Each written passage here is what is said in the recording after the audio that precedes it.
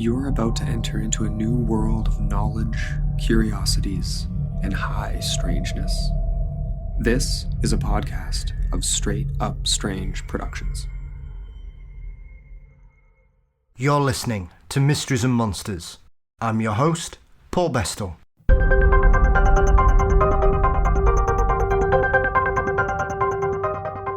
Today, we delve into one of the most confounding subjects in the world, and that is the subject of animal mutilations. Joining me is one of the premier Fortean researchers in the world today, Chris O'Brien. Chris has spent decades researching strange phenomena, and we dive headlong into this confusing, confounding, and sometimes frankly shocking subject. With his book, Stalking the Herd, being for me the premier investigation into the mute subject, Chris discusses the many theories along with some famous and perplexing cases. If I learnt nothing else from our conversation, I discover I can never give blood in the USA, so I'm pretty sure you'll also learn something from our conversation, and a big thank you to Chris for his time today. As always, you can support the show by signing up for Patreon, by searching on Patreon for Mysteries and Monsters, or for clicking on the link in our show notes. For $4 a month, you'll get ad-free episodes, bonus content, and more. You can also find Mysteries and Monsters across all social media platforms: Facebook, Instagram, Twitter, and please subscribe to our channel on YouTube. You can also now get all your merchandise for Mysteries and Monsters by clicking on our website, mysteriesandmonsters.com, and clicking on the merchandise tabs on the top of the screen. As always, artwork for the show is by Dean Bestel. The show is produced by Brennan Storr of the Ghost Story Guides, and Mysteries and Monsters is delighted to be a part of the Straight Up Strange network. Just to make you aware, some people may find aspects of the following conversation quite disturbing, so let's join Christopher O'Brien to find out what could be possibly stalking the herd. On today's show, I have a guest who is someone I have wanted to join me on the show since it began. With over 3 decades of research and investigation, and a lifetime of interest in the field of Forteana, Christopher O'Brien is synonymous with his incredible work in the field of animal mutilations, high strangeness, unexplained mysteries, and so much more. Chris, I'm delighted to welcome you to Mysteries and Monsters, sir. Cool, thanks for having me, Paul. Oh, it's an absolute pleasure. As we were chatting off air, Chris, I didn't wish to date either of us, but you first came to my attention when you appeared on the legendary paranormal research show Sightings back in the mid-90s, yeah. which is one of those things that I think sometimes people in the States are a bit surprised it was as popular as it was over here in the UK. So it's a show that's very dear to my heart because it covered a lot of things I was really interested in, like poltergeists and UFOs and things like that. And yet there's a subject that, as we're going to dive into, that seems to have become so ingrained in regards to American culture more than anything, I think, in regards to the animal mutilations. That is it surprising when you look back? Because Sightings was, 25, 26 years ago, I think now, sort of mid-90s, wasn't it? When everybody seemed to have a real appetite for the weird on TV. Yeah, it was the golden age of crop circles, and we did have quite a wave of unexplained livestock deaths all around the world, actually, but primarily in the United States, and it's where I first became actively involved in attempting to to get to the bottom of it and come up with some answers. And the sightings, it was pretty amazing. They were able to stay on top of various things that were going on in the world at that time, and they did a good job covering it objectively without too much sensationalism, which is not the case today. I don't think they would have survived in today's environment of sensationalism and all the rest of it. But I had a very good working relationship with them, and I did 5 or 6 different episodes over their run, and I always had a great respect for the job that their directors, producers, and technical people were able to accomplish. Is it something that, when you look back, Chris, it's surprising that you've kind of become sort of associated so much with the animal mutilation situation, because you have a deep interest in all realms of Forteana. Right. Yeah. And I know that as someone that classes themselves as an experiencer as a child, is it something that, without wishing to sound churlish about it, is it one of those things that, with the wonder of hindsight, is it a situation that you never thought would still be going on now? Because obviously we're looking at things that you've been investigating for, like I say, the best part of 30 years. Yeah. Wow. The ancient mariner had a dead albatross around his neck. Yes. I've got a dead, necrotic, rotting cow around mine, unfortunately. I literally, if I had to choose my least favorite thing to do in life, yes, it would be investigating a mutilated head of livestock. It is really not fun. And I mean, there were a couple times where, my girlfriend wouldn't even let me in the house. I had to take my clothes off and take a cold, a cold, garden hose bath outside before she let me in because I stunk so bad. Yeah. It's really, I mean, the whole subject, I think, is probably, as David Perkins, my mentor, and I are working on a book project, and we both agree that whoever gets the closest to defining and actually establishing a perpetrator in the mutilation phenomenon, that may be the key to the UFO phenomenon, sociologically, other attendant types of so-called paranormal phenomenon. There could be like a linchpin or a keystone to explain any number of categories of the paranormal. And I really have a sense that it's incredibly important, but I can't quite put my finger on why. I think I have it pretty close, but it's very difficult. There's a few things that people should understand. When you find a head of livestock that was perfectly healthy the last time you saw it and it's dead, and various soft tissue organs, the genitalia, the mammary glands, the bag, the udders, maybe an eye, the tongue taken out from deep in the throat, the mandible flesh perfectly excised and peeled off, and the jawbone, instead of being red and bloody like it should be, is almost like a polished white color. If you see something like that, it's especially if you're someone that's been around cattle all their lives, and I've seen the 2% of their stock that dies every year. I've seen what scavengers do to it. I mean, in short order. Yeah. As quickly as a day or two, they could strip that carcass, and you see an animal that's been left in that condition, and it's very freaky. And this is the only type of mysterious so-called paranormal phenomena that leaves behind thousands of pounds of physical evidence. Yes. And that's been the one thing that has really spurred me on over the years, and made me take that little jar of Vicks Vapor Rub and pulled some of that out and stuck it under my nose to deal with the stench. Because name me one other paranormal phenomena that leaves behind physical evidence. I mean, they can't even really with some of the DNA sampling that they've attempted on the Bigfoot phenomenon, hair and droppings and other things, it's unique. And it's also the only so-called paranormal phenomena that you can associate with blood. Yeah. You have vampirism, of course, but that's more of a kind of urban legend or folklore type of material.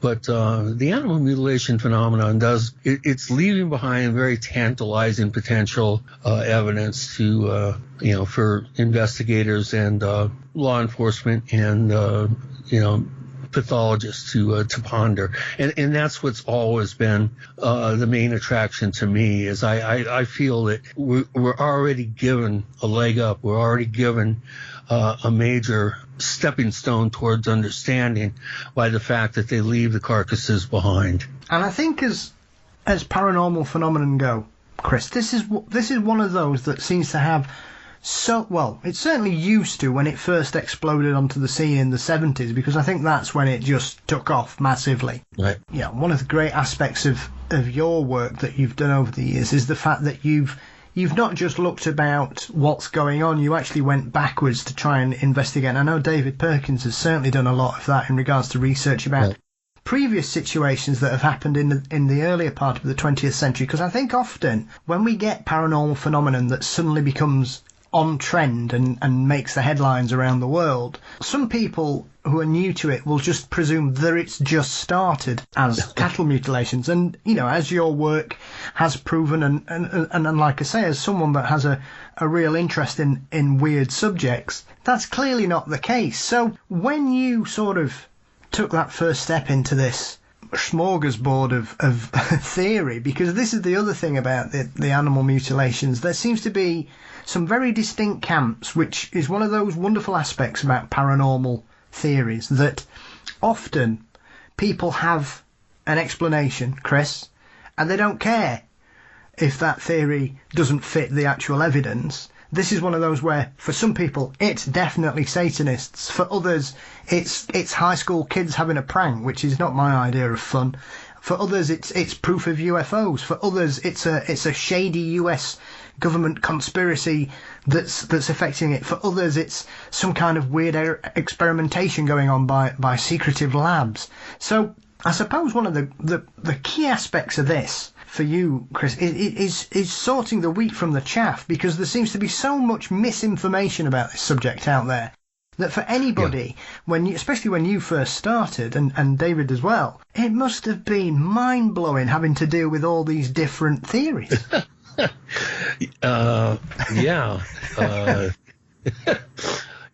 Well, in many ways, it still is. It still is mind-blowing. Yes.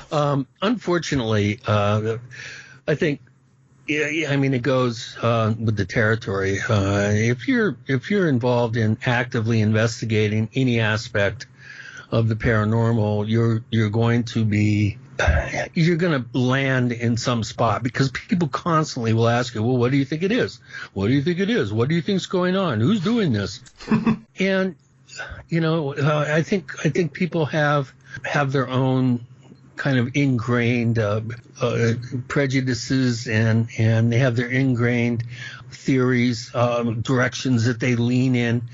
And the problem with coming up with a one-size-fits-all answer in the livestock death phenomenon is whatever you come up with and whatever evidence you cite to show why you believe it's aliens or the government or Satanists or that there's nothing really high strange at all. Yeah.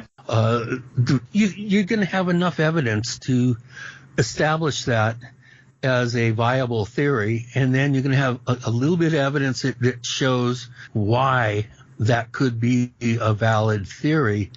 But then there's the other 80% of the data which totally negates your theory. It doesn't matter what it is, whether you think it's natural scavenging, whether you think it's the government, whether you think it's aliens, whether you think it's something preternatural.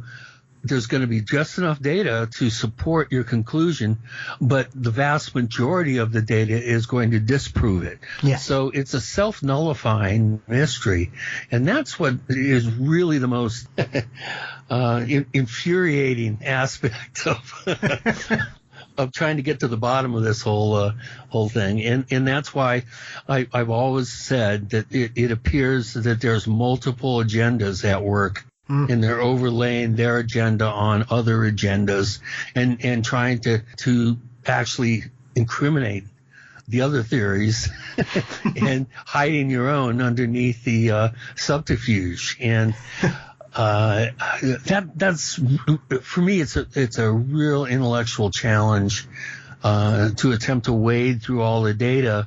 And as the subtitle of my books says, it's Stalking the Herd, Unraveling the Cattle Mutilation Phenomenon, because it's like a Gordian knot. And, you know, as you start to unwind all the various threads, you start to realize that there are patterns, or there is trending. Certain, I think, ideas or certain explanations fall by the wayside the more you unravel it, and you're only left with a few at the end. And we'll get to that at some point here in our conversation. And I've I've literally researched 12 different databases, and thankfully the investigators who compiled them very painstakingly over the years were very encouraging and said, you have my permission to use my work. I just can't wait to see how it stacks up with everybody else's cases. And so that's what I was able to do, and then cherry pick the interesting cases that exemplify evidence for all sorts of different theories that are out there, trying to explain what's going on with the livestock death mystery. Yeah, I think this is the other aspect of all this as well. Before we sort of dive into what I would consider as ground zero for the animal mutilations in modern pop culture, as it were, Chris, is that, as you refer to, this is something that has a major financial impact on people that seems to have continued unabated. Occasionally it drops in and out of fashion when it reaches the headlines, and obviously at the moment it seems to be getting quite trendy again. That I have noticed sort of over the last 2 or 3 years that cattle mutilations seem to be making the headlines again, which is sometimes something that I might be wrong, Chris, and I'll be happily put in my place if I am, but it seemed to completely drop out of fashion about 10 years ago, and people just weren't talking about it. And then your book came out sort of, I think it was 2013, 2014, Stalking the Herd? Yeah, at the end of 2014. And that kind of made people sit up and take notice, because I think a lot of people were like, oh, what, is this still going on? And it's one of those things that it hasn't gone away, it's just the media just stopped reporting on a lot of it, I think. Right. And right now, especially what's going on in Oregon, that seems to have brought it right back up to date, because as I was saying to you before we started the interview proper, as someone that enjoys paranormal television, I'm always delighted when people whose careers I've followed for a long time appear in certain programs, as though, I've read your books and I've heard you on the Paracast and heard you interviewed before, Chris. So you're one of those people, when you pop up on a TV show, I feel like I know you. So because I've been aware of your work for such a long period. And there you are on Expedition X, which is Josh Gates's latest venture investigating strange things. And once again, it seems that these things seem to have kicked off again in Oregon. So for you, is it one of those things that, as someone that's investigated and written and thoroughly sort of embraced this phenomenon, does it surprise you that it drops in and out of fashion, or is it one of those things that you just think, well, the media do that with most paranormal things? No, yeah, I think it's important to look at the sociological ebb and flow of all these various mysterious phenomena. I think it's important to look at how these things affect our culture and how the progression of that cultural programming is I think really important to study. It really didn't fade away because it exploded in South America in 2002. We've had thousands of alleged cases down there, including 1 or 2 just last week. So it may have disappeared from sight, ostensibly here, but it then blossomed down in Brazil and Argentina and up in the Pampas, Uruguay. So it falls out of view from time to time, I think, but it definitely concentrates on an area where you have large numbers of free-ranging cattle. One thing that's I think important to understand out there, listeners, is that this is one of those types of phenomena that are self-nullifying. In other words, when a rancher goes out and he finds a mutilated animal, he's got 2 choices: either report it or drag it off to a bone pile and out of sight, out of mind. And because the ranching community knows that no one's going to solve this, or no one has up till now, and that media attention just stigmatizes the rancher, and it just makes him, it singles him out as a victim, as someone that's been victimized. And I think that we may only be seeing 1 out of 10 cases that are actually coming to the attention of the public because of some sort of law enforcement report or media coverage. And I think that by and large, most ranchers won't report this. And so it appears to the outside world that, these cases are not occurring. But, as soon as I start digging into a case in an area of the country here, invariably other cases pop up and other potential.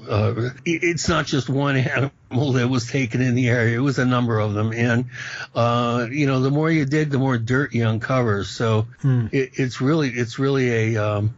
a really difficult thing to try to pin down in terms of the scope and the widespread nature of the phenomenon, because people are just reluctant to reveal that they've been victimized by this, and why they're not going to call a vet. The thing's already dead. Why spend X amount of $100 to get a vet out there to find out what happened to this thing and why it died and how it was disfigured and why they took parts of the animal.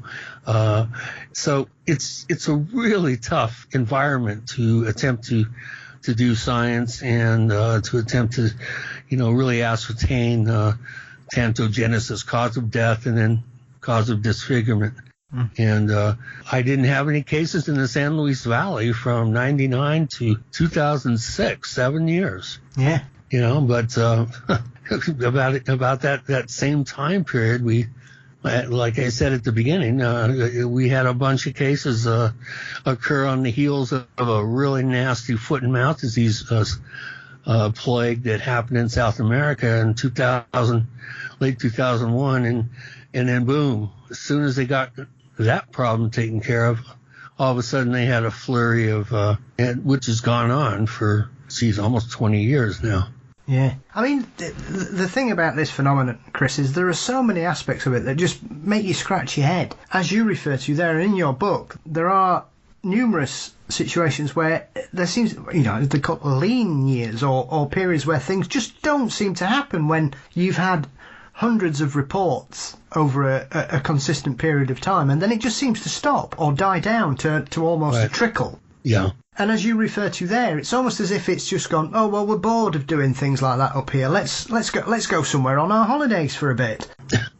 and it does seem to do that, and it seems to do that in certain states as well. And as I touched on right now, Oregon seems to be the place to be for it. But obviously, when we look back at the original cases, they were all happening sort of Colorado, Nebraska, Kansas, Oklahoma, even up into Montana, and it's right a strange east thing. of the Rocky Mountains. Yeah. East of the Rocky Mountains, Washington, Oregon, California, Western Nevada rarely had cases back in the 70s when, we had up to 8 states reporting mutilation cases from a single night. Yeah. So, but that's all east of the Rockies. Now, I came up with a prediction back in 2011 when the Fukushima meltdown occurred at the Daiichi nuclear plants, the 3 nuclear reactors there in Fukushima. To digress a minute, in 1979, David Perkins noticed that areas of high incidence of cattle mutilations almost always were downwind and downstream of where we mine uranium, use it in power plants, weaponize it, do experiments with it, where we have it in missile silos, in missile fields, anti-ballistic missiles and ballistic missiles. And if you go downwind and downstream, which is almost exclusively east of the Rockies, Rocky Mountains, that's where you find the areas of high incidence. And so I told David when Fukushima happened that we're going to see cases on the West Coast as a result of the radioactivity, the plumes of radiated material that came across the Pacific 4 or 5 days later after April 11th or whenever the Fukushima meltdown, the tsunami happened. Yeah. It took about 4 or 5 days for that mass of radioactivity to hit the United States, and it dumped west of the Rockies. And so I said, David, if your theory about that there's some sort of relationship between these mutilations and radiation, if your theory is correct, we should see an upwelling of cases west of the Rockies. And what have we seen?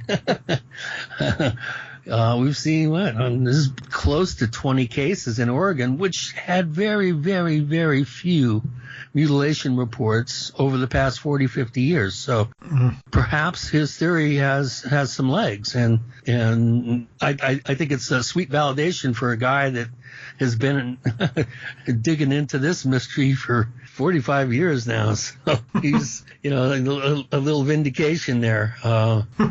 If he hadn't come up with his theory, I wouldn't have been able to forecast or prognosticate and come up with a statement like we're going to see West Coast mutilation cases now. So I really think that there's something to two theories in particular that I think have some real sticking power, and we can get into that at some point. Yeah. I mean, to be honest as well, one of the aspects of your work is that as someone that obviously grew up over here in the UK, Chris, when we had mad cow disease kick off, I remember that being front page news, every newspaper in the UK. It was headline news on the TV. We famously had one of our Conservative MPs force his daughter to eat a burger live on television to prove it was safe. Right. This was the extent it was going to. And yeah.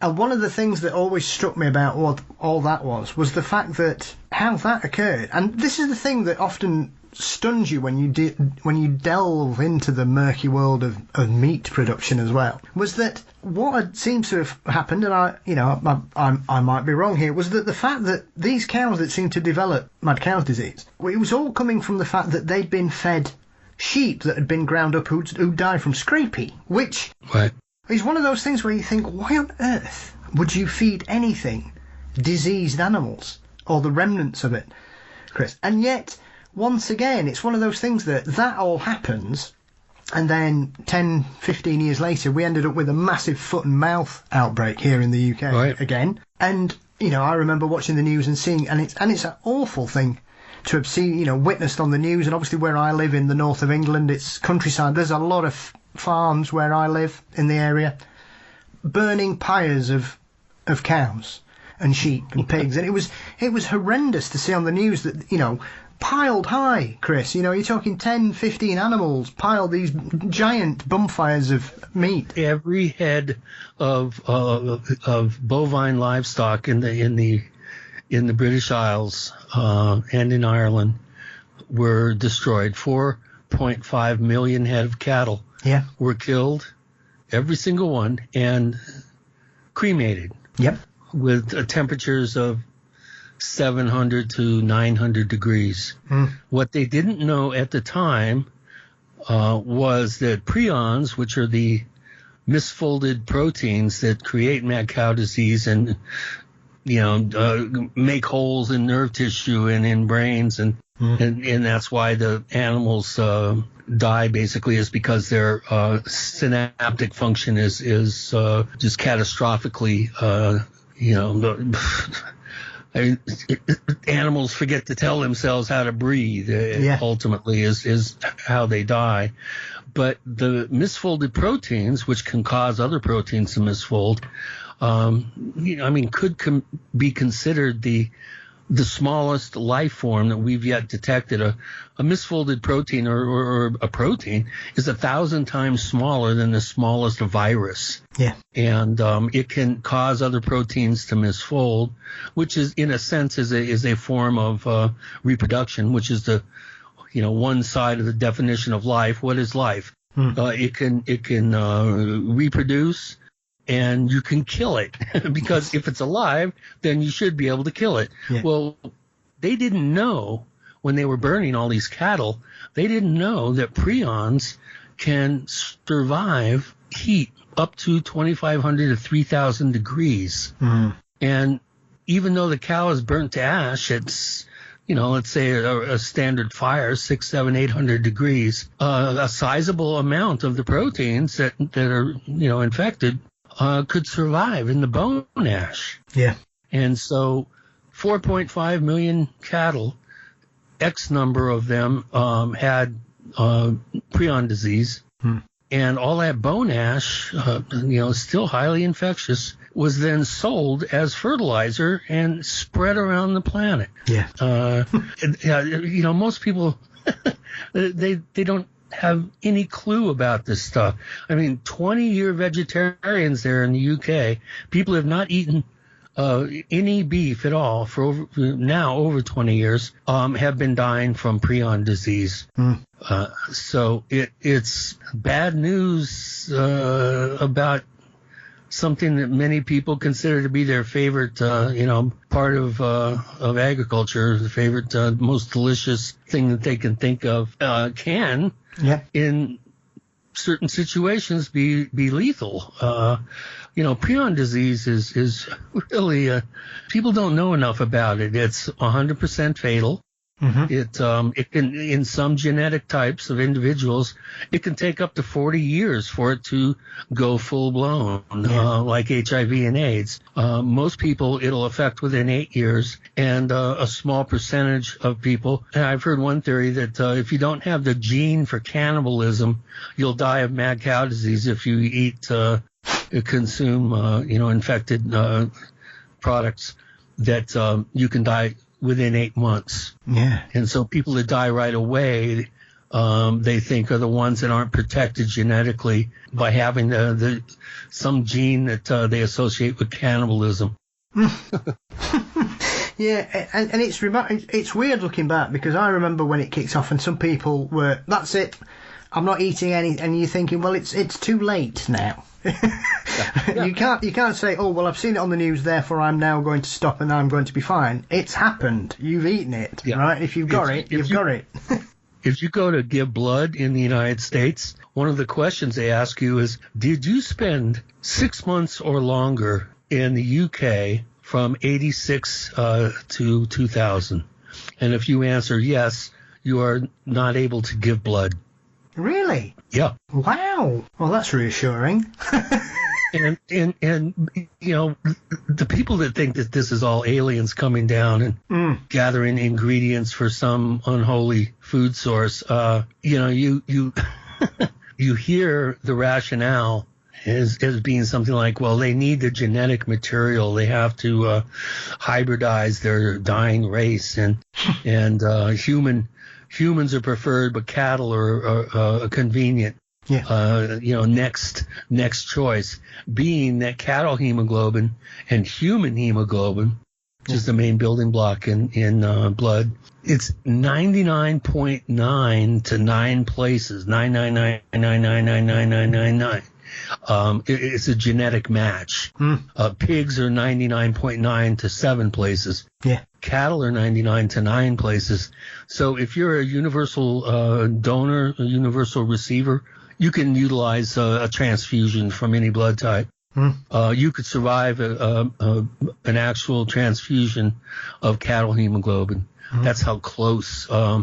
It's the old adage: you are what you eat, right? Yes. So, pigs and swine and cattle. We've been eating them for so many generations that we've actually become kind of a symbiotic reflection of each other in terms of the production of hemoglobin in the body. I mean, I knew it was close, but I didn't know it was that close. It just seems like that we're slowly assimilating, as you say. You are what you eat. Yeah, yeah, exactly. And I'm not saying I still eat beef. I love bacon. I've cut way down. I don't eat much beef, and when I do eat it, I know where it comes from, It's not from a feedlot. It's grass-fed, free range, and it's local. Yeah. I won't eat industrialized meat protein, except pepperoni on a pizza occasionally, Yeah. But I would suggest that people be real conscientious and be curious about where your food comes from. I think it's important, to eat locally and to pay a little more for the, organic tag and the quality, and then make sure that it is what it's cracked up to be, and also that it's a locally sourced form of animal protein. It is sustainable as well, and it's more environmental. If you are going to be, that way out when it comes to your food choices, then at the end of the day, it's probably the most ecological way you can consume meat, really, rather than, as you say, getting mass-produced, going to places. And obviously a lot of restaurants, especially where I live now, everything is advertised as being locally sourced, Chris. It's all from the local areas. They can trace it back. They know where it's come from. That's good. Certain heads of cattle are promoted as the quality of beef, like Wagyu is like the champagne of beef for certain restaurants. It's right. And it's all designated from certain herds in Wales and things like that. So it's clearly something that's important. And yet, once again, 10 years ago over here in the UK, we had a massive scandal because they discovered that horse meat was in fast food and they didn't know where it had come from. And then it was one random abattoir, apparently. And yet, once again, even after what had happened with mad cow's disease, and then we had foot and mouth, then all of a sudden, because obviously horse meat is illegal to be consumed in the UK for food. So it's almost as if they wait 20 years and then something else happens, Chris. It just seems to be this vicious cycle that just keeps repeating itself with crap getting into the food chain. Well, someone did an experiment, a lab did a analysis of McDonald's hamburgers and found different parts from up to 1,000 different animals were in a single burger. And that's a little bit disconcerting. Yeah. If nerve tissue and brain tissue is being processed into the meat, then, all bets are off, because that's obviously where you're going to find a concentration of misfolded proteins if they include downer cows in the slaughtering process. It's illegal to include them, but who knows what's going on when the boss ain't looking.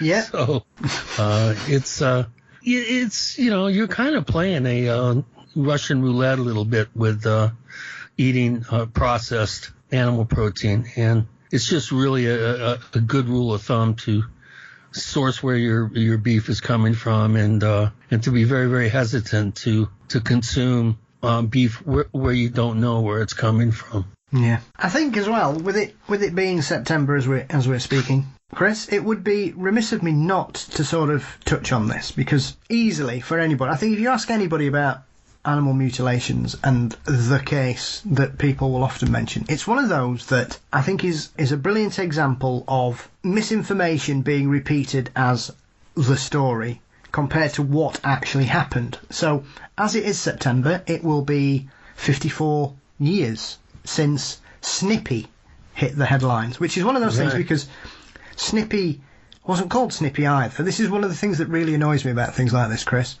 is that the fact I know it was Lady. Was it called Lady? Right, Snippy was Lady's father. Yes. and unfortunately, Snippy was the horse that somebody was riding on when this incident happened, was it not? Exactly. Harry King, when he went out to find his daughter's Appaloosa, was riding Snippy. Yeah.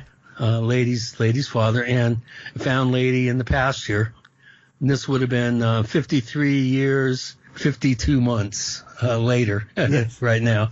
The anniversary's coming up in a week. Yeah. This was 1967, and Snippy didn't come with the rest of the little herd they had out there. This is all in the San Luis Valley in Colorado. And so he went looking for her, and he found her, and she was missing all the tissue from her shoulders to the tip of her nose. Was it like all the flesh and the hide and the muscles and everything had been like vacuum cleanered off the bones, and the bones were a ghostly polished white color, which was very, very unusual. It's like the bones had been lying out there in the 7,500 foot valley floor, had been lying there getting baked by the sun for years. Yeah. And so this is the actual kind of the first case that ever became a worldwide sensation. I remember when I was 10 years old, seeing one of those, the National Enquirer or the World News or something in the grocery store when I was a little 10-year-old kid. And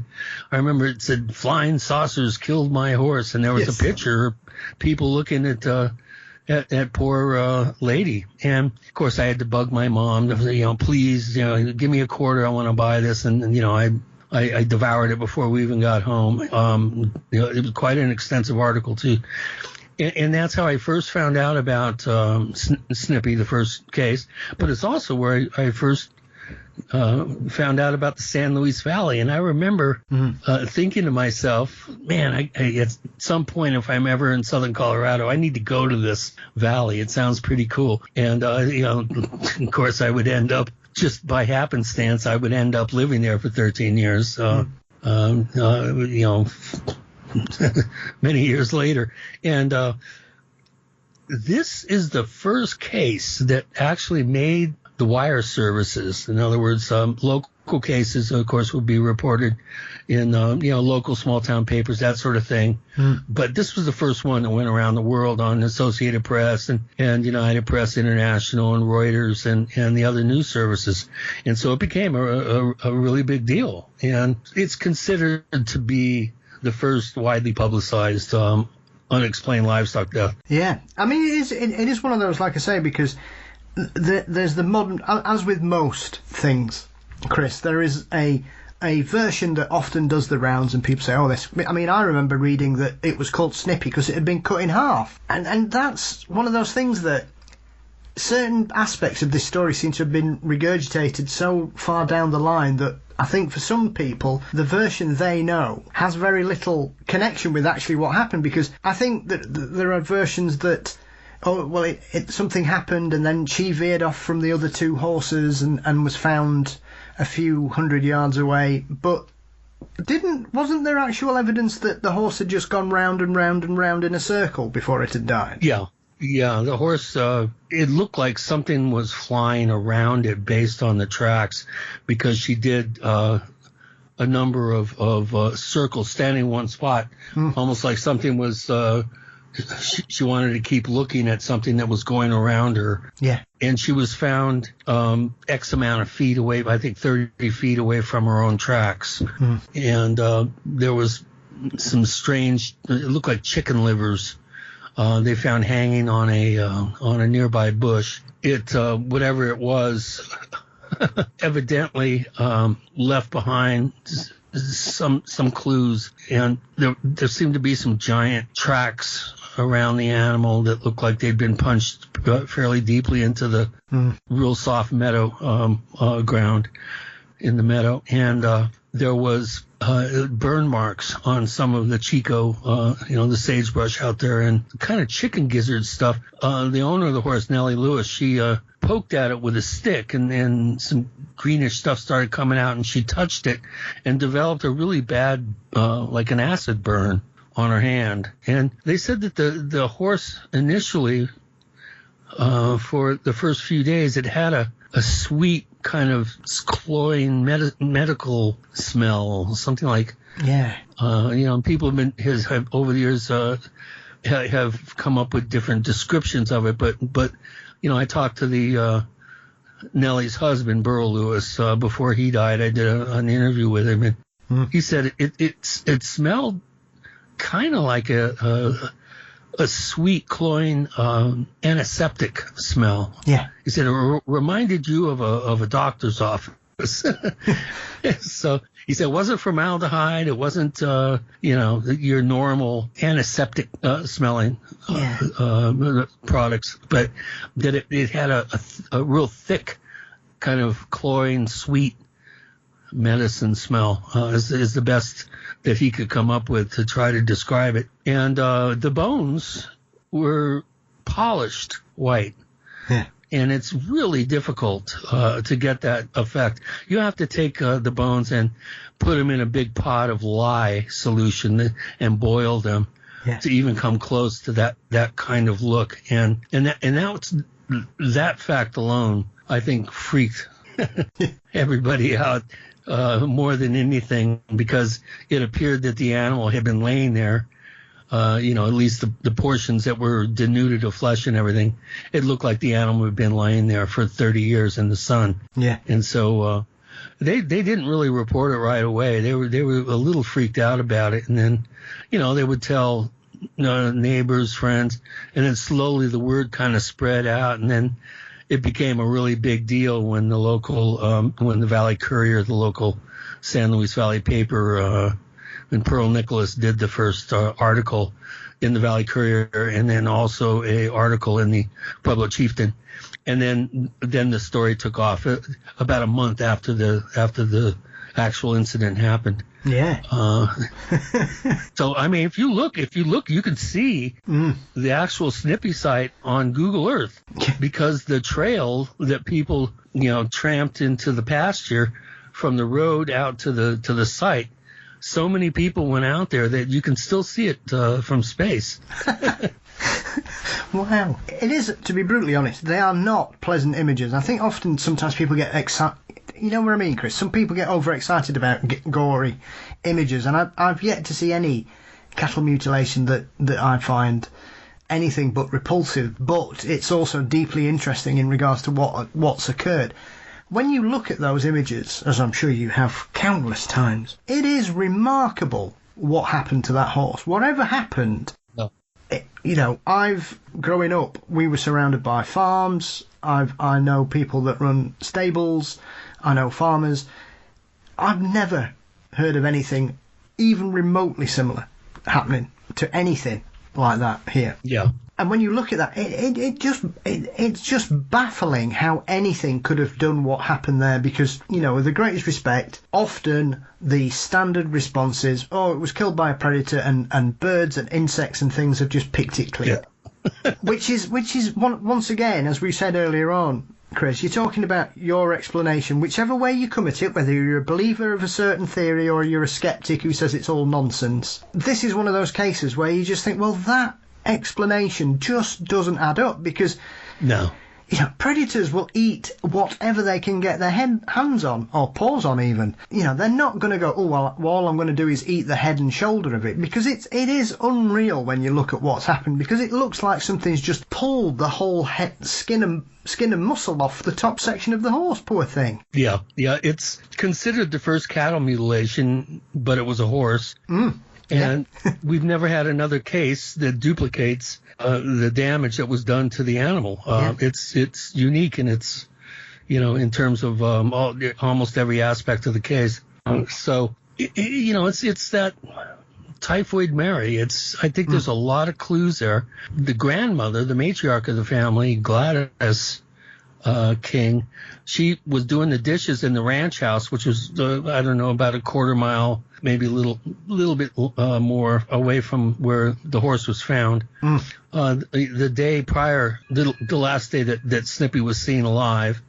And she was at the kitchen sink. She didn't have her glasses on, but she was doing the dishes, and something caught her attention out the window. And she said it was a large silver-colored object, and the sun was glinting off of it, and it was hovering right on top of the corral. It was outside, and some, they had fences and corrals and pens outside the ranch house. And she went fumbling looking for her glasses, and she looked back up, and it was gone.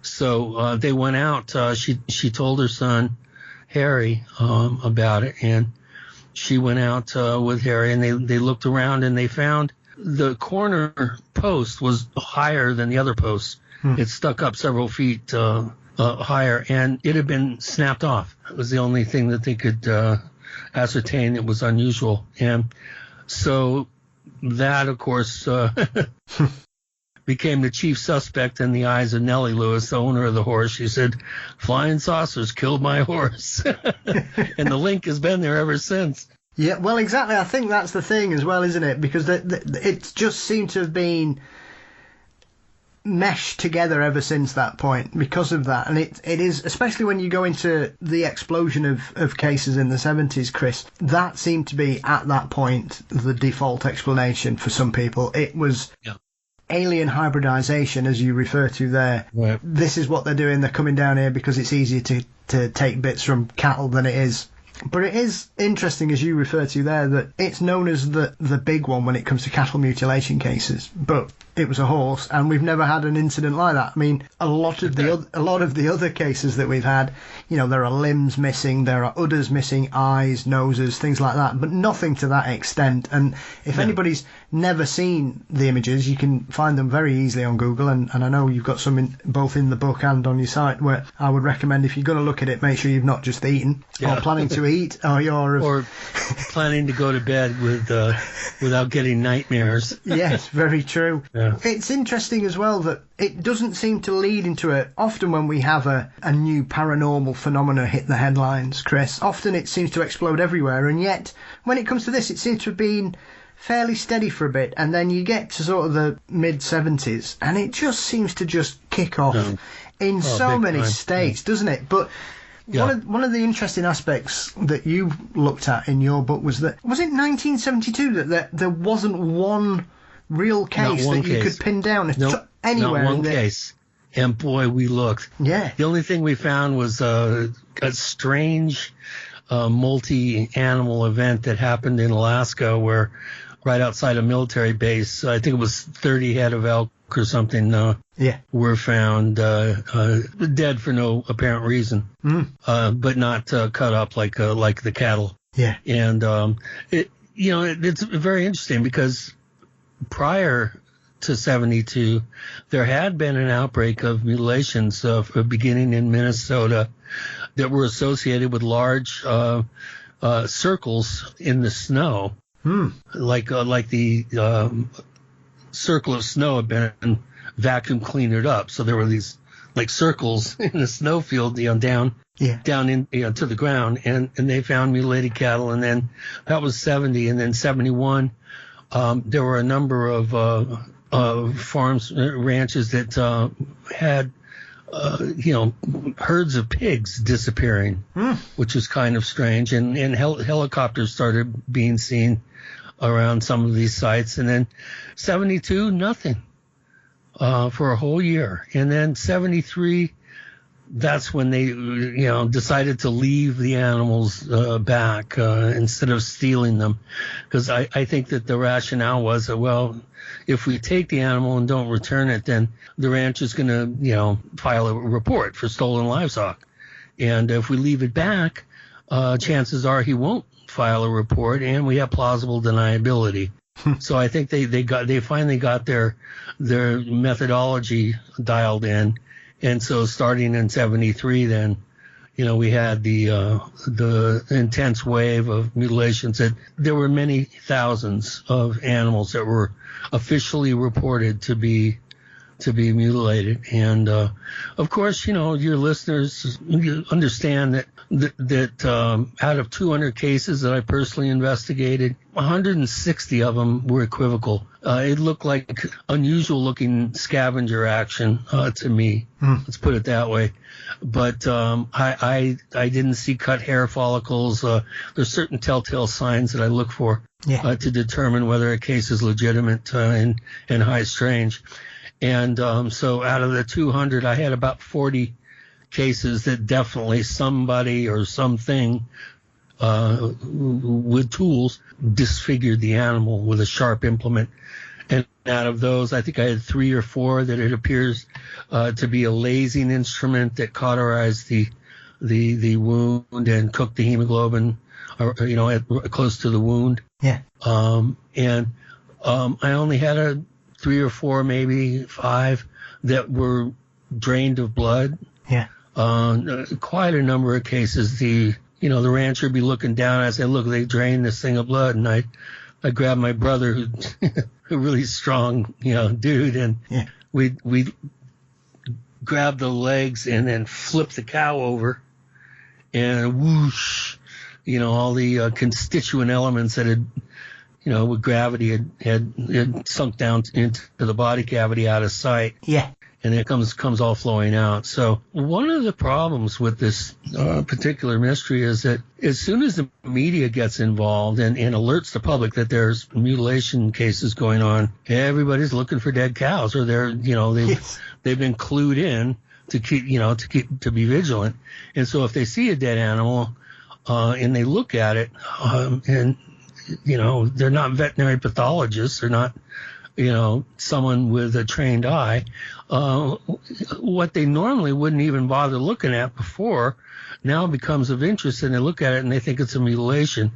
And I think that there's a lot of misidentified scavenger action going on out there. And I think the ranching community, the more they hear that things are going on, the more interfere they go, and the more apt they are to become deluded, as the debunkers would say. Yeah. But there is something to that. I think the more media coverage, the more cases. You can almost see a direct correlation between the amount of media coverage and then the amount of cases climbs right alongside the increased coverage of these types of things. So it's really ingenious the way that this thing is set up, because whomever, whatever groups are doing this, and I say groups, this is not a single perpetrator. There's multiple agenda. There's multiple groups. They're all overlaying and piggybacking their agenda on the other agendas, and everybody's looking for something. Yeah. When I hear somebody says, well, we know it's aliens looking for genetic material, and it's like, if they wanted genetic material, why don't they just sneak into a slaughterhouse or an abattoir and, they got vats of material, take as much as you want, why sneak around in a pasture and target a subsistence rancher? And this only happens on ranches, almost 90%, I'd say 95% of these cases are reported on ranches with 500 or less head of livestock. It isn't a hard, fast rule, but the majority of cases happen to small mom and pop ranching outfits. And it's interesting when you look at the 70s, all the different little ranches that got hit, let's say in the Front Range of Colorado and Nebraska and New Mexico. 70 to 80% of those ranches are no longer there. Yeah. They've been swallowed up by the beef industry, the big conglomerates and corporate farms. People don't realize the power that the beef industry has in this country. It is by far the largest producer of profits in agriculture. It's like the number one business in agriculture. Yeah. And, I remember when Oprah, I think it was 98, she had Howard Lyman, the Mad Cowboy, on, and at some point during her show, in the middle of the afternoon, she blurted out, well, I'm never going to eat another hamburger again. And the next day, she was sued for $2 billion by the beef industry. And she fought it tooth and nail and won, and had it thrown out of the court as a frivolous lawsuit. Yeah.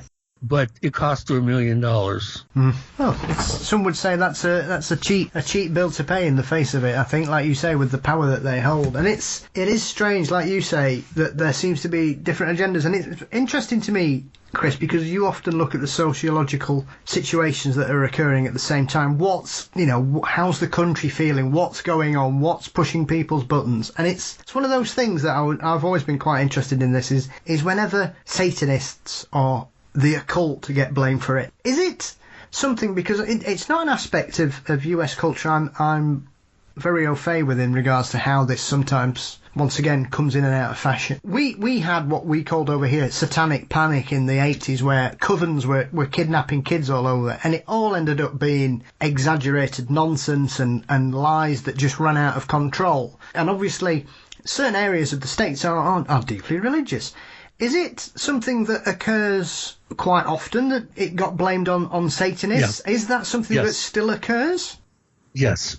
And that's one of the things that David Perkins and I really dug into to find out how and where that particular explanation got started. And frankly, it was Jerry Clark and Kevin Randall and J. Allen Hynek, three of the top ufologists back in 73, I think. They heard about these two convicted, I think they were bank robbers named Dugan and Bankston, that were in a maximum security prison in Texas, and they claimed that they were part of an occult group that was going out and doing the mutilations. Yeah. And so, the ufologists heard about it, and so they interviewed them and got their story, and then told the Bureau of Alcohol, Tobacco, and Firearms investigator named Don Flickinger. They told him about the two guys, and so they arranged for him to interview them, and he started working with them. And it turns out that they were making it up, and they couldn't corroborate their own testimony, and they were just trying to get out of the maximum security facility, and in exchange for their help with the mutilations, and they were going to be taken to a minimum security facility. Yeah. And they set up a sting to catch the perpetrators, and of course it didn't work. And so in the meantime, Flickinger sent a memo to every sheriff's department in the country. It's, I don't know how many thousand, 3,200 or something, county sheriffs, saying, we have reason to believe that these mutilations are being done by occult groups. Keep your powder dry, and let us know if you catch them, that sort of thing. Yeah. And that memo immediately put the onus on occult groups, Satanists, devil worshippers, instead of UFOs, because Hynek and the others, they didn't want mutilations associated with UFOs. That's why they jumped all over this Dugan and Bankston characters, to take the attention away from UFOs and aliens being the perpetrators, and put it into the realm of the occult. And that's still, to this day, you see headlines talking about the mutilation phenomenon, that, devil worshippers suspected, or, black magicians, or, they have their buzz terms to sell papers. Yeah. And Anton LaVey, the famous head of the Church of Satan, the bald guy with the black fingernail polish. He ended up having to do so many interviews disclaiming any sort of culpability with the mystery, saying, look, my people don't do that. It's not us.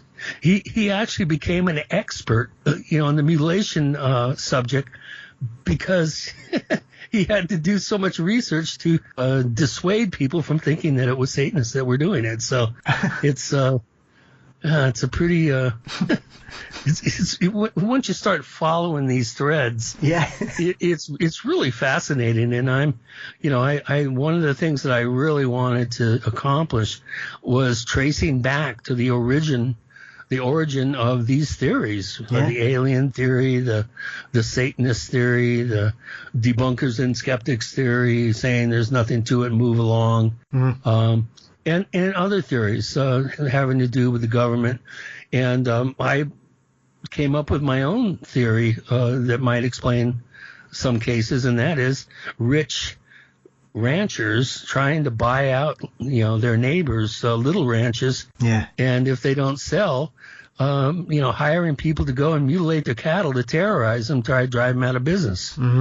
And you never hear anybody talk about that particular scenario, and I've got smoking gun evidence that implicates at least one rancher who was accused of trying to terrorize his neighbors. So it's really complicated. That's again why my book is subtitled "Unraveling the Cattle Mutilation Mystery." It's the more you think you know, the more questions arise, and the more you realize that It's a Gordian knot.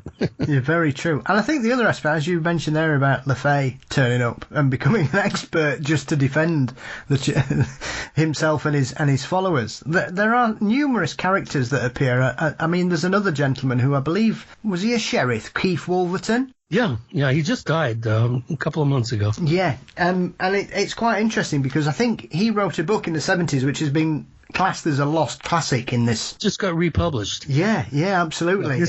Mystery Stalks the Prairie. Yeah. He did it with a local reporter, and he was up in the Great Falls, Montana area. Yeah. And did a really good job of illustrating and documenting and then illustrating the complexity of this whole thing as he saw it in his part of Montana. And it is it's my favorite book that's been written about the subject other than my own. Yeah, I was going to say, careful there, Chris. Yeah, it is one of those books that I've heard it mentioned before, and honestly, it was like trying to track down rocking horse poo, as we say here in the UK. It was so rare, and if you did stumble across a copy that was second-hand here in the UK, you'd be talking a couple of £100. So I was delighted to see it get re-released, because I've got a copy winging its way to me as I speak, so I'm looking forward to it, because I know you mention it obviously in your book, and I know several fellow researchers, as David Weatherly, Nick Redfern, have often mentioned it as a book that anybody who's interested in Fortean subjects has to own. Yeah. There's another one too that I don't even know if there are any copies even left. It's called Death of an Appaloosa. That was written by Coral Lorenzen, who her and her husband started the Aerial Phenomenon Research Organization, APRO. Yeah. And she had a guy named Don Richmond from APRO investigated the Snippy case, and then that inspired Coral to write a little book. I mean, it's not even 100 pages, but they did print, I think, 500. And boy, if anybody sees it out there, it's a white book, kind of a handwritten title on it called Death of an Appaloosa. That's the rarest. And the Unthinkable Truth is another one that's a little pamphlet that I was fortunate enough to get a copy of. That's very, very difficult to find. And that's the problem with this subject. I said, if I can write a book that is a case history examination, objective, with no conceived answers going into it, if I can write the definitive objective book, wouldn't it be cool to have the only book that objectively covers an entire category of the paranormal? Yeah. I mean, how many books are there about ghost hunting? How many millions of books have been written about UFOs? Yeah. How many books have been written about crypto creatures? Yeah. How many books have been written about the mutilation phenomenon that are like a go-to textbook? Yeah. Until I wrote Stalking the Herd, there was none. Yeah. So, I mean, that is one of the strong aspects of your book, Chris, is it's extremely balanced. You're not telling us what it is. You're saying, look, this is what some people think, this is what other people think, this is what some people said it was an explanation. And like we've said, you can settle on a theory, and then you'll find a case that just makes you think, well, what? Exactly. I mean, there's 5%, 10% of the data will support any theory. Yes. But then the other 90% refutes it. That's the thing about high strangeness. Yeah. That's why when people say, well, what do you call yourself? I'm really an anomalous. I don't want to put myself in any particular camp, and if I had to pick a camp, I'd be a Fortean. Yeah. Nick and I are very, very similar in that regard. Absolutely, yeah, very true. One of the other things I want to touch on, one more mutilation case before I sort of pin you down about these strange occurrences in the valley, Chris, if that's all right, is one of the cases that's one of those, as I've just said, that whatever theory you have, there is always a case that kind of makes you go, well, what's happened here? And it's It's one I've seen a couple of times, and I know you mention it in your book, because I think it is a case that more people need to know about. Was it a bison that was found dead in Cheyenne Mountain Zoo that was basically nobody has ever been able to explain what happened to this poor thing? No, this is one of the real head-scratcher cases. I'm sure most of your listening audience knows about Cheyenne Mountain and the hollow space that they blasted out of the center of the mountain to put the NORAD, the North American, the branch of the Air Force and the Army that monitor incoming, potential incoming nuclear weapons from Soviet Union, China, North Korea, whatever. And if you've ever seen the TV show Stargate, SG-1, it's all based around the hollow space inside Cheyenne Mountain. Well, it's one of the most surveilled and guarded and secure facilities in the world. There's cameras and troops and an ant could fart and they could probably detect it. It's really super guarded. And right at the base of the mountain, right outside, literally a stone's throw away from the perimeter fences, in a neighborhood that's, the generals and the colonels all live in, there's the Cheyenne Mountain Zoo.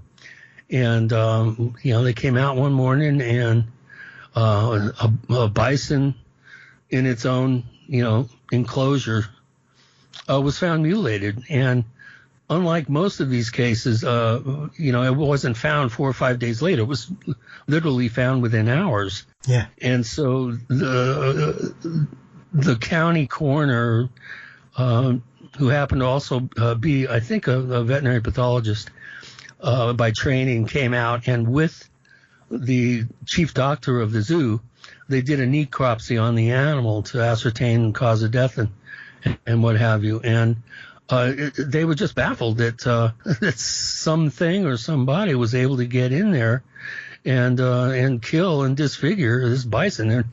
And bison are not like cows. They're a wild animal, and they'll, every year in Yellowstone National Park here in Wyoming, people get gored to death by bison because they don't realize they try to walk up and pet them, and a bison it'll really mess you up. Yeah. And then what I find interesting about this particular case is there was a follow-up case that happened a few months later where right at the entrance going down underground into NORAD, right at the entrance of the Cheyenne Mountain blast doors there, they used to rent the area out to a local rancher to allow him to, have his cows grazing inside the security perimeter fence. And there was a mutilation within sight, literally within eyesight, just about 150, 200 yards away, was a mutilated head of livestock.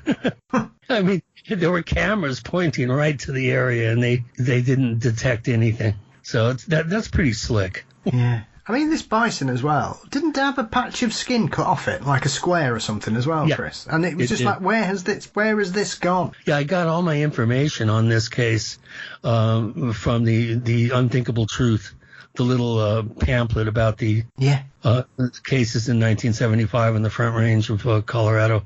Very, very good book, invaluable for my research. And then it shows you that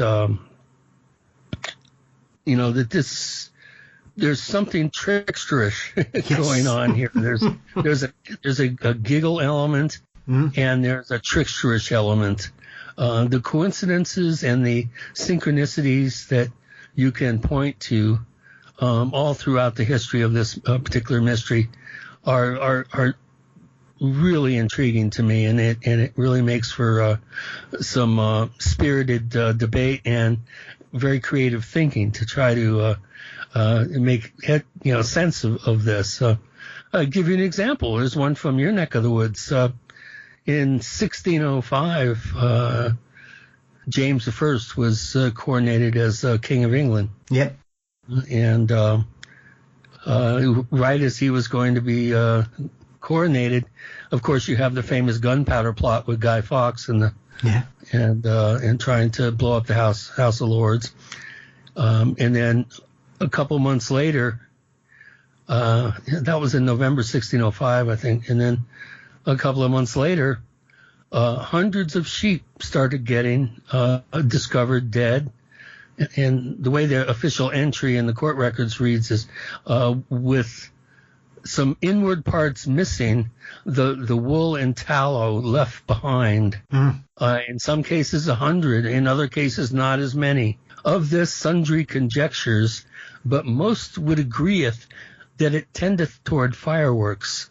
Is how the entry leaps. So that's the oldest known documented reference for livestock deaths, unexplained livestock deaths in the historic record. So if anybody asks you, when did this start? Say, well, right when James I was financing the writing of Macbeth, rewriting the Christian Bible and taking all references of bulls and cattle out, by the way. Yeah. And just after Guy Fawkes, missed his chance to blow James I up.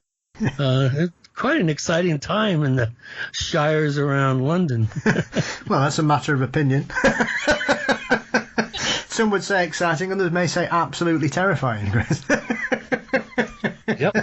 Yep. But so it's synonymous with that kind of period of history because there was a lot going on. And the only thing that surprises me when I read about all that was the fact that they didn't blame it on witches, which tends to be the usual default explanation.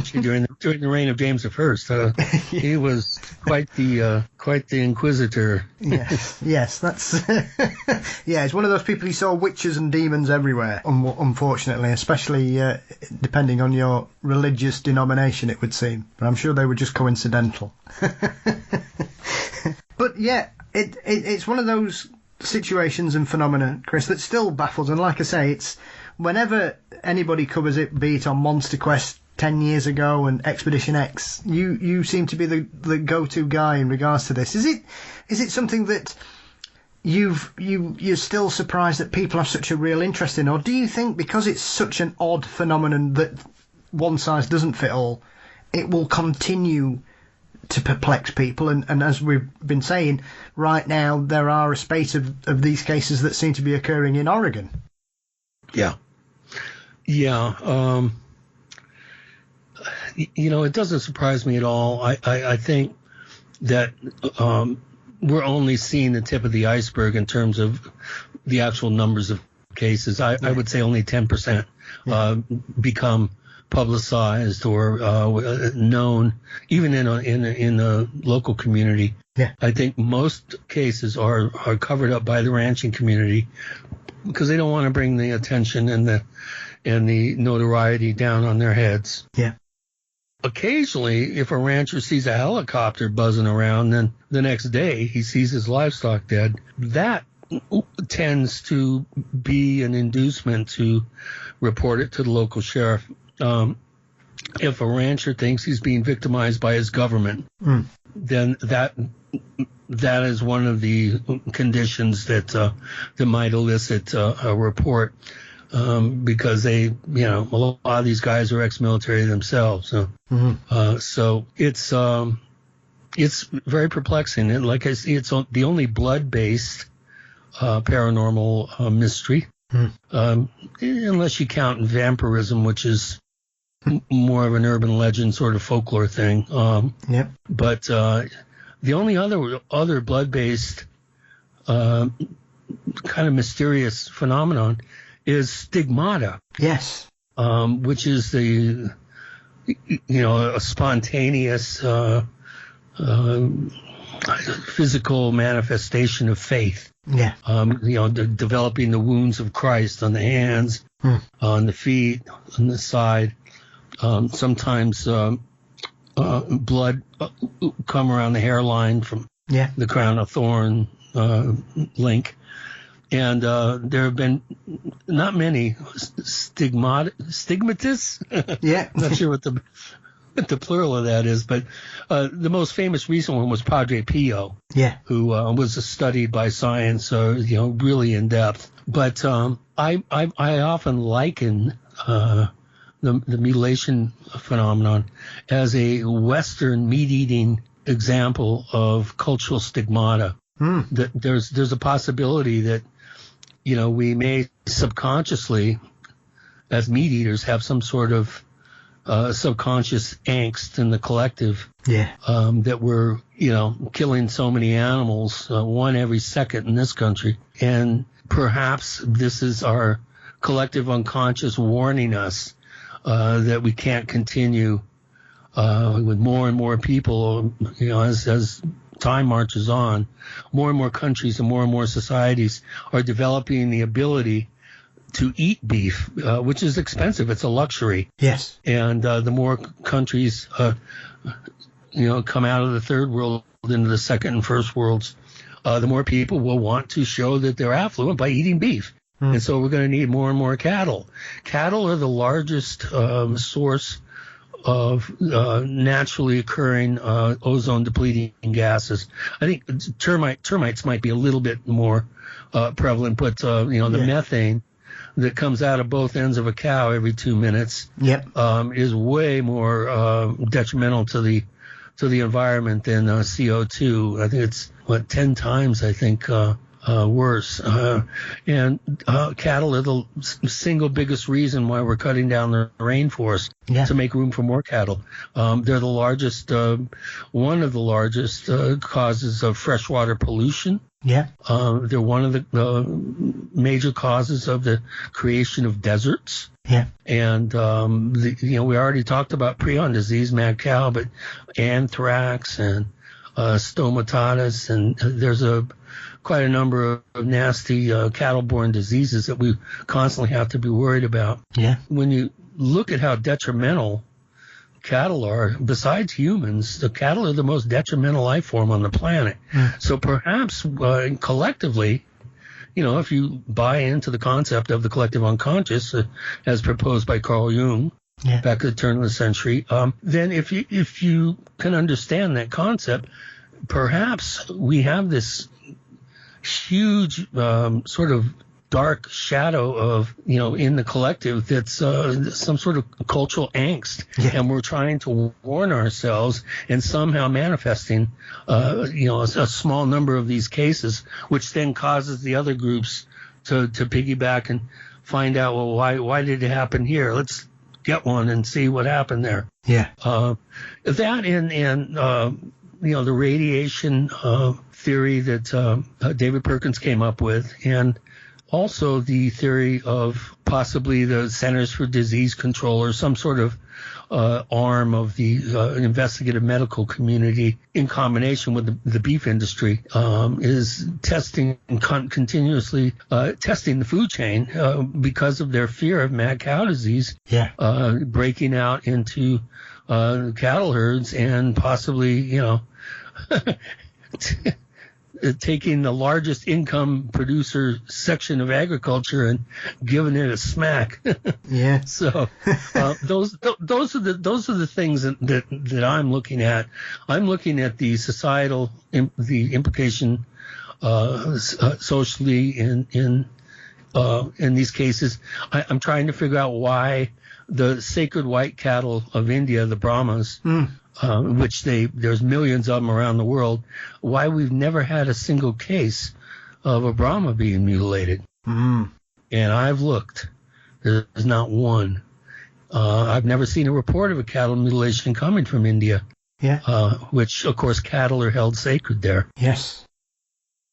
Mutilations happen exclusively in Christian countries. They don't happen in Asia and the Buddhist countries or in India where the Hindus and other ethnic groups are there. And I think there are some clues that we really, at least for kind of looking in the mirror here, but there are some clues to really chase and get to the bottom of why some of these facts I've laid out are true. And I am diligently working on a follow-up book. It's taken quite a while.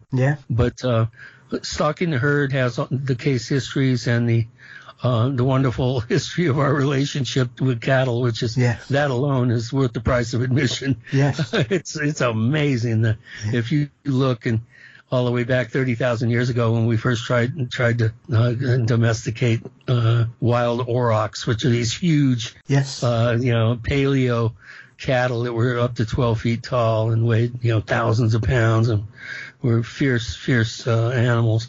When you start looking at our relationship with cattle, and this is a really important subject, and I think it's one of those out of sight, out of mind. The proverbial 500-pound gorilla that's sitting on your McDonald's dinner. Yes. Well, the hoax is something I've been aware of for quite a while because I've got an interest in the weird aspects of the Second World War, Chris, and obviously Hitler was very keen to reintroduce them as some kind of prototype to create this kind of wonderful version of the Third Reich where these creatures could roam free, which is always interesting that he was obsessed with trying to reintroduce such creatures. Yeah. Well, they're actually, and I haven't heard any news lately, but there's a French or maybe Belgian, I'm not sure, but there's a European country there that is taking DNA from aurochs and introducing them into embryos into cattle, and also they're doing gene splicing, and they're isolating the genes that exist today in modern cattle. They're isolating the genes that go back to the aurochs, and they're trying to develop them and reintroduce them. So the last auroch died, I think, in the 1600s in a zoo in Spain. Yeah. Then that was the point that they were officially declared extinct. Yeah, very strange. Well, what's the worst that could happen there? Gene splicing and tampering with things like that. But just ask Dr. Moreau. Very, very true. I think one last thing I'd like to touch on before I let you get back to the rest of your day, Chris, if that's all right. We'll dive into this. Is obviously you've spent a great deal of time also investigating the San Luis Valley, and one of the aspects I found very interesting about your research and investigation there is the cultural explanations for some of the weird events, because this place obviously spreads down from Colorado into New Mexico, I think, and is quite a vast tract of land, and it seems to be one of those areas that, as you say earlier, out of sight, out of mind, that once you pull back the curtain on this area, there doesn't seem to be nothing that isn't happening there. It seems to have all kinds of things, from UFOs to ghosts to cryptid creatures turning up. And I've heard you mention before that it's very interesting that obviously towards the south of the San Luis Valley, there's the large population is Hispanic, and it was really quite interesting for me to hear that they would sometimes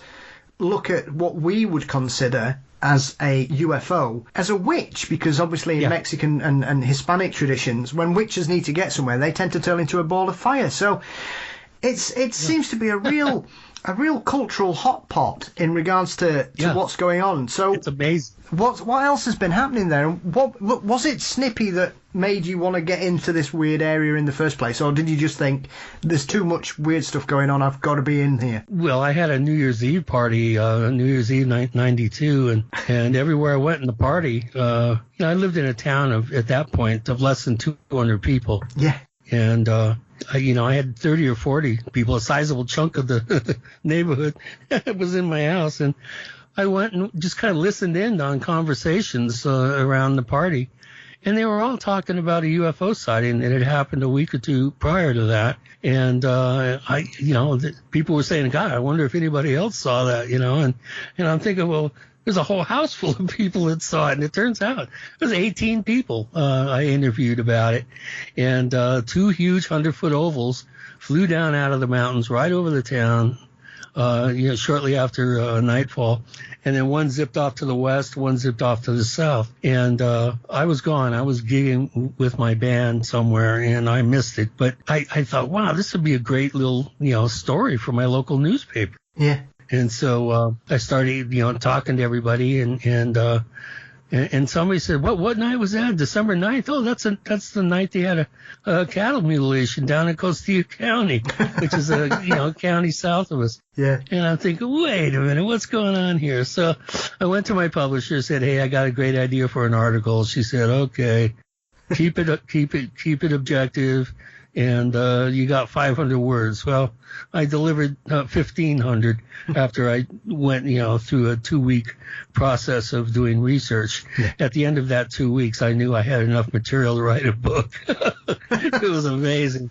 And as it turns out, all these investigator types, David Perkins, Linda Howe, Tom Adams, Gary Massey, Peter Jordan, there were a bunch of folks that knew all about the valley, and they were just waiting for somebody to move there that would be willing to, put 300,000 miles on their truck in 6 years. Yes. And cover 10,000 square miles. So yeah, that and the yellow helicopter, that's what really, that's when they set the hook.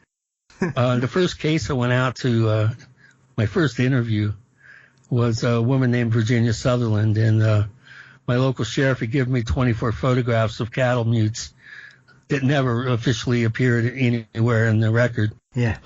These are totally new, unknown cases to the mutology community. And so I found the deputy who was put in charge of doing the investigations, and he said, oh, this one was right there in Moffat, right down the road from you. And so I said, oh, okay. So I went to the Sutherland Ranch, and I interviewed them, and they said, yeah, 13 years ago, June 6th, 1980, and this is me interviewing her in January 93. Yeah. She said, yeah, we were sitting around the dinner table, and we heard a helicopter go real slow right over our house. And it seemed to, we didn't realize it at the time, but it landed in our field about 2 miles south of us. And right as we're finishing up dinner, we heard it start up. And so we ran outside, and it flew back. It came from the north going south, and it came back from the south headed north right over their house. There was plenty of light. The sun had gone down, but it was still fairly bright out. And they noticed that it was a UH-47, an ancient Bell helicopter from the Vietnam War era. And it was a weird mustard yellow color, and it had no identifying marks. And they thought, that's weird. What the hell is that thing doing here? And so, I didn't think much of it. But the next day they went out and they went to where they thought it had landed, and they found their prize seed bull mutilated. And they got really angry, and they called every mechanic, rental place, airport, anybody that knew anything about helicopters.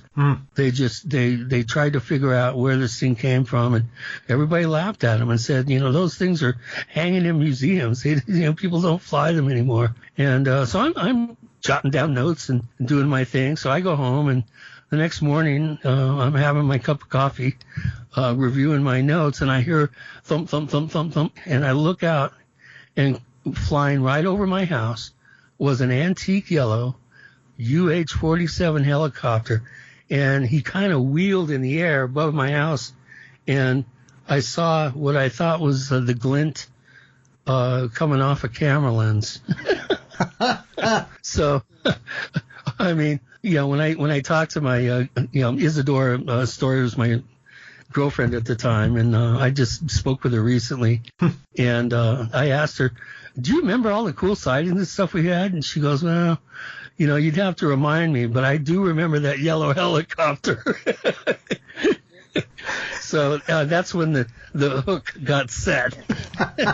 Well, I think one of the most unique things about that, Chris, is more often than not, these mysterious helicopters are usually black, aren't they? So for it to be bright yellow and so noticeable is extremely odd. It's almost as if it wanted to be seen as and say, look, I can do what I want. Yeah, I've been flopping on the end of the line ever since that day. I mean, I got hooked really bad. I've been as they say, balls to the walls ever since. Well, it is, and it's a remarkable area because, as I say, there doesn't seem to be much that doesn't happen there. Is it something that's had a long history before this, Chris, that you were able to kind of go back and look at all kinds of things? Because obviously you've got tribal lands as well as the Hispanic population at the bottom. So is it a real mixture of cultures and belief? Yes, absolutely, all of the above. I was very, very fortunate to strike up a really close friendship with the head of sociology at Adams State University, Dr. Lynn Weldon. He really was invaluable. He introduced me to, all the local historical societies and, families with repository of written materials. Of course, this is all pre-internet. And so, I had to do it the old-fashioned way. I had to go through dusty newspaper article archives and, magazines, collections of magazines. And it's very laborious to do that type of research back in, in the 90s and before. I was really, really I'm so thankful and gratified that Tom Adams taught me how to research. Lynn Weldon showed me where to look. David Perkins showed me how to be a creative thinker. Linda Howe taught me how to interview people. Yeah. And so, I stand on the shoulders of giants, as they say. I really was very, very fortunate to be brought up to speed in a matter of weeks. Yeah. And I've been attempting to do the same. I've mentored quite a number of people over the years, and I've tried to give back as much as I can. And I've never been in this to as a career. I don't rely on these subjects to pay my bills. Mm-hmm. This is all something that I have an altruistic view of it in terms of its giving back to the research community, and I owe it to them to be as objective and always assume a mundane explanation until proven extraordinary. I've got like 13 rules of investigation that I ask my readers to kind of keep me in check,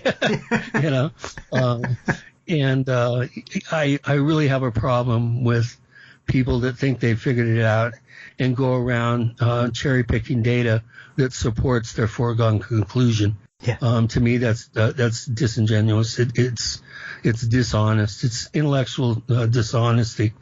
And I really feel that it's important to keep as an objective posture and view as humanly possible. And don't factor anything in and don't factor anything out. Be totally open. Write everything down. Know how to go about the work, interviewing people. I've often thought of myself as a paranormal shrink.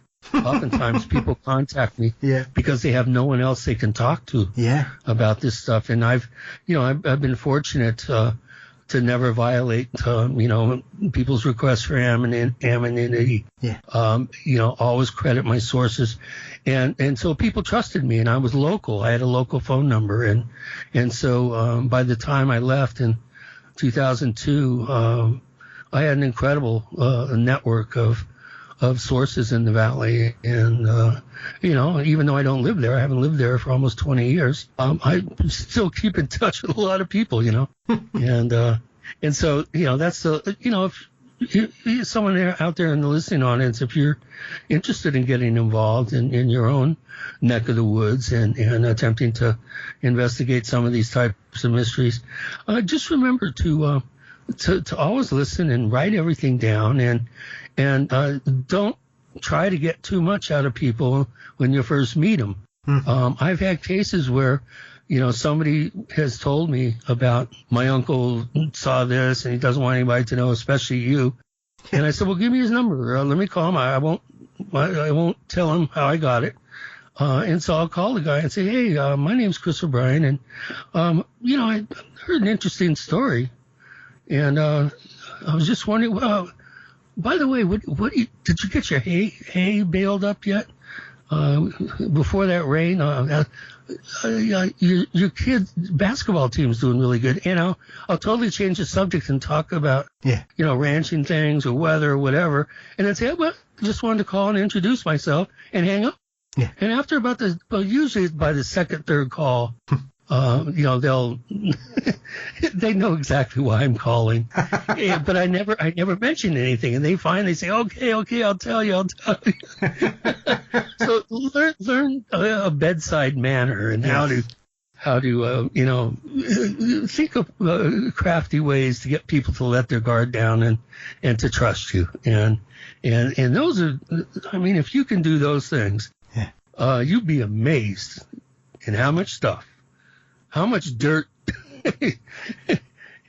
you can uncover if you really dig, so. Absolutely. And I think that's the best way to be, Chris. I think often some people try and make their names on the basis of things, or they want to be the story rather than what's going on. And I think often that can put people ill at ease and they don't feel comfortable being with it, because often when people are talking about remarkable things, they're worried about the ridicule, they're worried about their name getting out, they're worried about their friends and family and even their job coming under threat. So it's often you've got to walk on eggshells till these people realise that you're actually on their side. Exactly. Oh well, obviously there's a trilogy of books about this whole area, which is a phenomenal collection of work, because there is so much weirdness going on, and I recommend it highly, along with Stalking the Herd. So, Chris, where can everybody find your work and keep up to date with what you're up to? Well, I'm really bad about the web, but I do have a website. It's OurStrangePlanet.com, and there's a ton of articles on there. There's a map. You can click the Google Maps, and I've put 70 places of note in the valley, and with a little description by each one. And I'm very proud of that. It's the only one that I've ever seen where at a glance you can get introduced to an area, and its weirdness, if you will. Yes. So OurStrangePlanet.com. You can get my books, obviously, on Amazon. I have a 4.5-star rating for Stalking the Herd. So yes. I'm pretty proud of that. And, if you have something that you'd like to discuss or whatever, you can always email me. My initials, COB, Chris O'Brien, at TMV, which is the initials of themysteriousvalley.us. Brilliant. COB at tmv.us. Fantastic. Well, I'll put links to everything, your website and your books on Amazon, and also your contact details for people to get in touch if they want to talk to you about anything wonderful and weird and scary and strange, Chris. And all I can say is thank you so much for spending some time talking to me. It's been a real pleasure to finally get a chance to have a conversation with you. Like I say, I'm a big fan of your work and have been for a long time. Well, thank you. Can't wait for the next volume. I'm really looking forward to that, because Stalking the Herd is for me a wonderful volume for anybody that loves weird, confusing and confounding mysteries. So thank you, Chris. Okay, Paul. Thank you.